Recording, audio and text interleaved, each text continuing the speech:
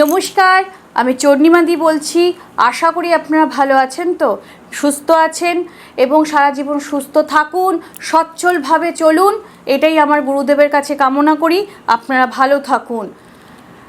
আমি আজকে এমন একটি টোটকা বলবো, যে মা বোনরা পুত্র সন্তান জন্ম দিতে পারছে না বলে তাদের শ্বশুর বাড়িতে অনেক অত্যাচারিত হতে হয়, সেই মা বোনদের জন্য আজকে আমি একটি টোটকা বলবো।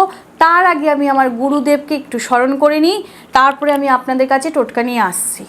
নমস্কার। ওং গুরু ব্রহ্মা গুরু বিষ্ণু গুরুদেবং মহেশ্বর গুরুরেব পরম ব্রহ্ম তস্মাই শ্রী গুরুবেই নমঃ। শ্রী গুরুজয়, শ্রী গুরুজয়, শ্রী গুরুজয়। আজকে আমি এমন একটি টোটকা বলছি, মা বোনদের হাতে কিন্তু সে গর্ভবতী হচ্ছে একটা মেয়ে, তার বিয়ের পর তার স্বামীর সুখ, স্বামীর ভালোবাসা, শ্বশুরবাড়ির লোকের কাছ থেকে ভালোবাসা, এটা প্রত্যেক মেয়েরা চায়।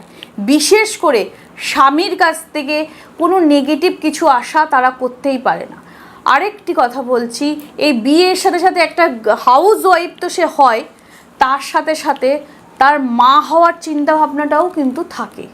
কিন্তু কিছু কিছু মেয়েরা এতটাই শ্বশুরবাড়িতে বিয়ের পর পরিস্থিতির শিকার হয়েছে, সেটি হলো সেই মেয়েটি বাচ্চা যখন মা হতে চলেছে, প্রথম থেকে কিন্তু তাকে বলা হয় যে আমার নাতি দরকার, নাতিই হবে আমার, অমুক হ্যাঁ ওইটা খাচ্ছে ওটা চলছে, আমার নাতিই হবে, নাতনি না হলে মেনেই নেব না।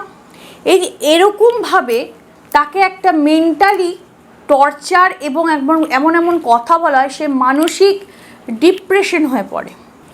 সে কিন্তু তখন ভগবানের কাছে একটাই দাবি করে যে আমার শ্বশুরবাড়ির কথাই যেন ঠিক হয়, আমার শ্বশুর শাশুড়ি বা আমার হাজব্যান্ড যে বলছে তাদের ছেলে চাই, বা শ্বশুর শাশুড়ি বলছে নাতি চাই, সেটাই যেন হয়। কিন্তু সেই মা যখন একটি কন্যা সন্তান জন্ম দেয়, তখন কিন্তু সেই মেয়েটির ওপর মানসিক এবং ফিজিক্যালি সব রকম টর্চার হওয়া শুরু করে, বা তাকে বাপের বাড়িতে ফেলে রেখে এসছে, সে বাচ্চাটার মুখই দেখলো না। এরকম প্রত্যেকটি মায়ের ক্ষেত্রে হচ্ছে। 100%-এর মধ্যে 70% মারা কিন্তু এই নিয়ে ভুগছে। এরম প্রচুর মা বোনরা কিন্তু আমার চেম্বারেও এসেছে। তাই তারা বলছে যে দিদি আপনি এমন একটি টোটকা বলুন যাতে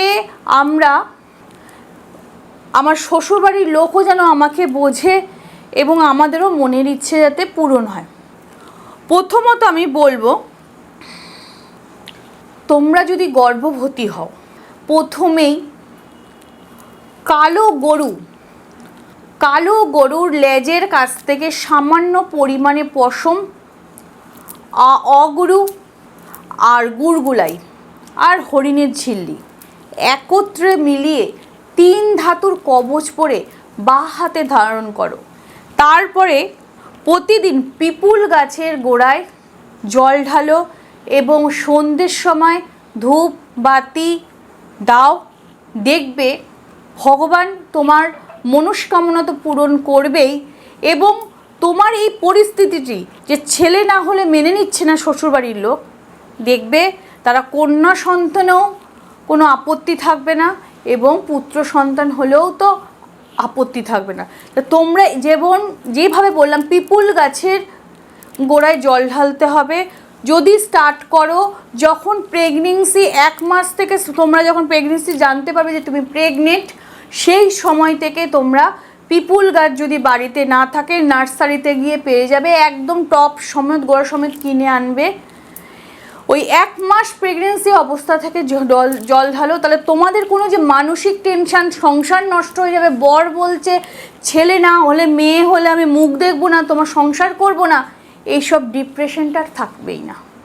তো এই টোটকাটি করো, করার পর দেখো তোমার শ্বশুরবাড়ির লোক বা তোমার হাজব্যান্ড তোমার সঙ্গে এরকম কোনো মন্তব্য করছে কি না।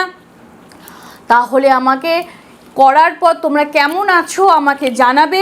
স্ক্রিনের ফোন নম্বরে ফোন করে সরাসরি আমার সাথে কথা বলতে পারো। কোনো কমেন্ট বক্সের নাম্বারে ফোন করো না, কারণ কমেন্ট বক্সে অনেকে তারা কী উদ্দেশ্যে আমার কমেন্টে এরকম ফোন নম্বর দিচ্ছে আমি জানি না। তাদেরকেও বলছি আপনারা আমার কমেন্টে বক্সে আপনাদের আমাদের যদি ভিডিও ভালো থাকে তাহলে আপনারা সেরকম কোনো কমেন্ট করুন বা আমার সাথে কথা বলুন, কিন্তু আমার ক্লায়েন্ট বা আমাদের মানুষকে আমার কমেন্টের জায়গায় এমন কোনো ফোন নম্বর দিয়ে তাদের কাছ থেকে ফোনপে গুগল পে নিয়ে আমার নাম করে, মানে আমাকে ঢাল করে আমার নাম করে টাকা নিয়ে নিচ্ছেন, এটা বন্ধ করুন। আমি বারবার প্রত্যেকটা ভিডিওতে বলার কারণ আপনাদের সাবধান করা, মানুষদের ঠকানো বন্ধ করুন। আর যে টোটকাটি বললাম সেই টোটকাটি তোমরা করো এবং করার পর কেমন আছো আমাকে অতি অবশ্যই জানাবে। ভালো থাকবে, সুস্থ থাকবে।